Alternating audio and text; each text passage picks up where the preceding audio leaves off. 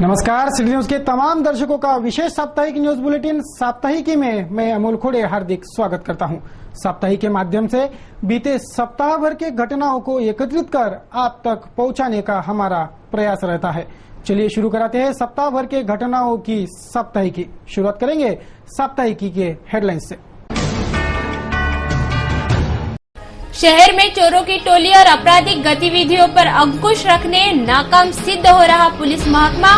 चोरों और बदमाशों को मिल रहा है पुलिस का आशीष। पुलिस पर लग रहे संगीन आरोप।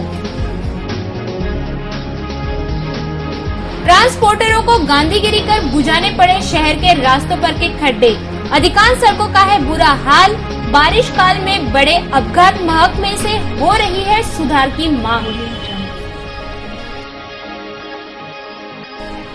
अल्पवयीन युवती का अपहरण और जबरन बलात्कार के मामले में 4 दिनों बाद पकड़ा गया हिस्ट्री शीटर राजू काड़े। 10 जून तक रहेगा पुलिस कस्टडी में। नागरिकों की मांग, फांसी दो नराधमी को। तो पुलिस एमपीडीए लगाने की सोच रही है राजू काड़े पर। शहर में हॉकर जोन का बवाल हुआ कुछ शांत। आगामी दिनों में घोषित हो सकते हैं हॉकर जोन। हॉकर्स व्यापारी भी दिखा चुके हैं तीव्र असंतोष। पद्मश्री ताऊ को मिला एक और गरिमामय सम्मान। प्राध्यापक राम शिवारकर स्मृति आधारवार सम्मान से सम्मानित हुए प्रभाकर राव। स्कूली छात्रों के परिवहन की निगरानी और जांच करने में जुटा महकमा। स्कूली बसें और ऑटो की हो रही है निगरानी। मोर्शी के पेटपुरा में अवैध गैस रिफिलिंग से ब्लास्ट। आधा शहर दहला ब्लास्ट से। 2 की मौत और 18 लोग झुलसे। अपने ही बने अपनों के कातिल। अपराध दर्ज।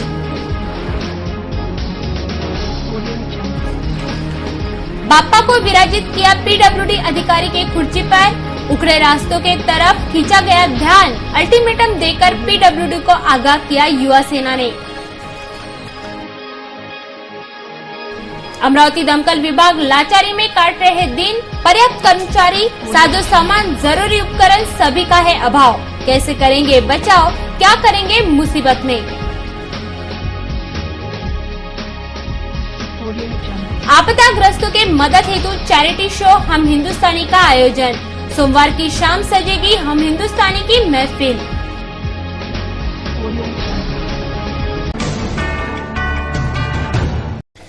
चलिए देखते हैं हाल ही में बीते सप्ताह भर के कार्यकाल में क्या कुछ घटा।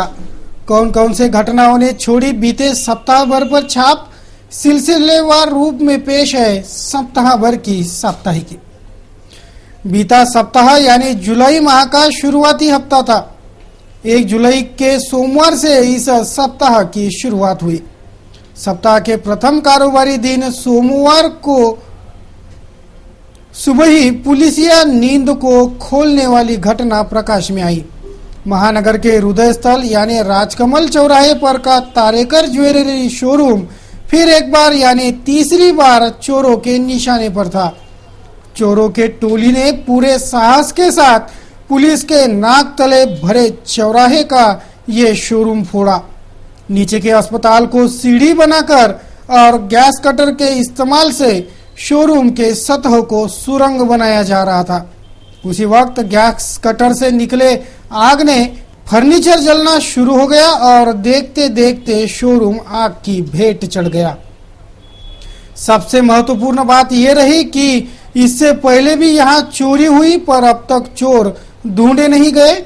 इस बार भी चोर पुलिस के इस खेल में फिर चोरों का ही पलड़ा भारी रहा। अब कोतवाली पुलिस इस कांड की खोजबीन में ही करने में व्यस्त है।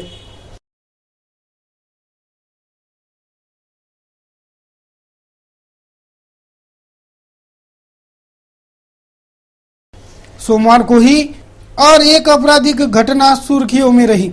वह घटना थी ऑटो वाले लुटेरे दस्ते का लूटकांड।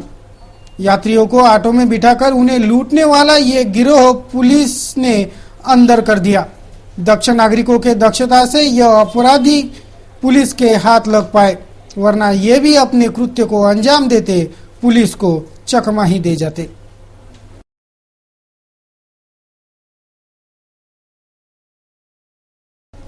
विवादों का मानो साया ही इस सोमवार पर रहा, ऐसा ही प्रतीत हुआ। शहर के राणा लैंडमार्क्स बिल्डर्स और ग्राहकों के बीच का विवाद सोमवार को चरम सीमा पर पहुंचा था।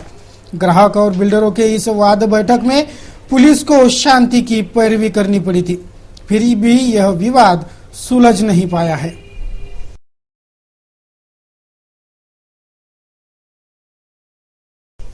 अच्छे बारिश और बुआई को भी यह हफ्ता समर्पित रहा। इस हफ्ते में बारिश ने कुछ दिन आराम किया। बारिश के ब्रेक से किसान वर्ग हरकत में आ गया और बुआई में लग गया। अब तक औसतन 70% बुआई पूरी होने की खबर है।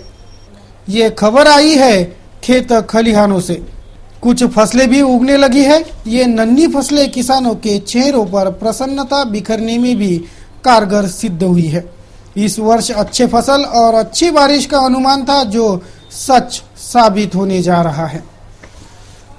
सोमवार को ही गांधीगिरी की खबर भी सुर्खियों में थी। ट्रांसपोर्टर एजेंटों ने सड़कों के खस्ता हालत पर महकमे का ध्यान खींचते गांधीगिरी का रुख अपनाया और गड्ढे बुझाने सड़कों पर उतर आए थे।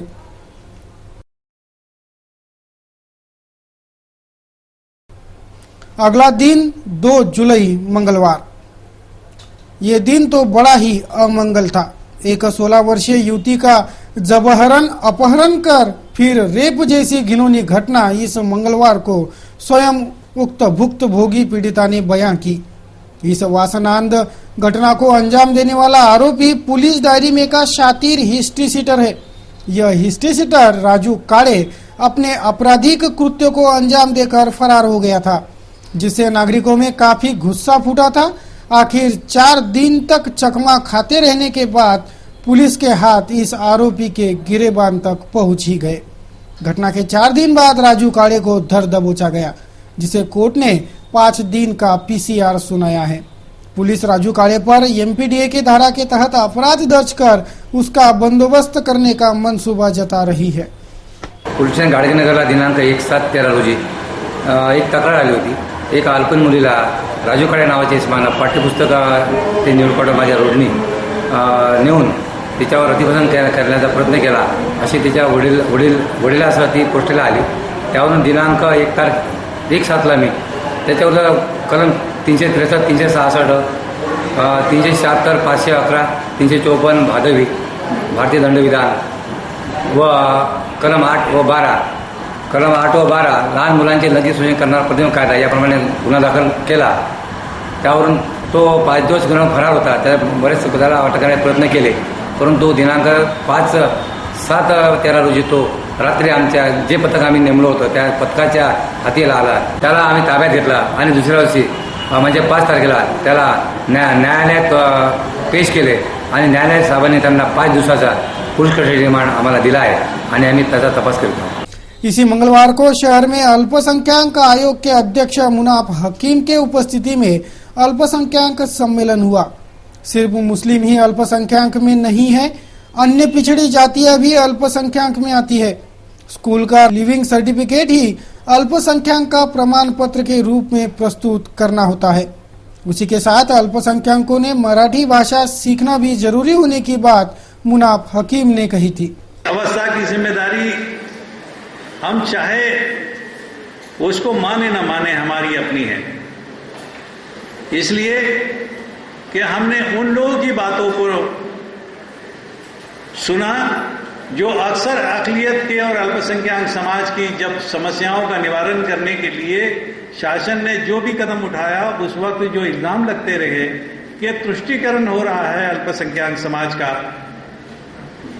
जस्टिस राजेंद्र सच्चर की जो रिपोर्ट आई है उसके बाद इनके मुंह बंद हो गए, मगर हमने इनकी बातों के ऊपर गौर किया और 60 साल में जो जो योजनाएं हमने अल्पसंख्यक समाज के लिए बनाई उस तमाम समस्याओं के निवारण करने के लिए हमने कदम उतना ठोस नहीं बढ़ाया, इसलिए क्योंकि हमारे ऊपर आरोप लग रहा है और हम वोट बैंक की राजनीति करने में अपने आप को मसरूफ करने लगे। इसकी वजह यह है कि ये तमाम जो आसिम अली ने आपसे कहा कि आपको आईएएस और आईपीएस बनना चाहिए, उसकी वजह यह है कि जहां से जिन सरकारी मुलाजिम के जरिए जो इम्प्लीमेंट होता है वहां पर वो लोग बैठे हैं जो इस देश को सुपर पावर नहीं बनने देना चाहते। और सब में बड़ा काम ये करना है कि आपको महाराष्ट्र की जो जबान है उस मराठी में महारत हासिल करनी है।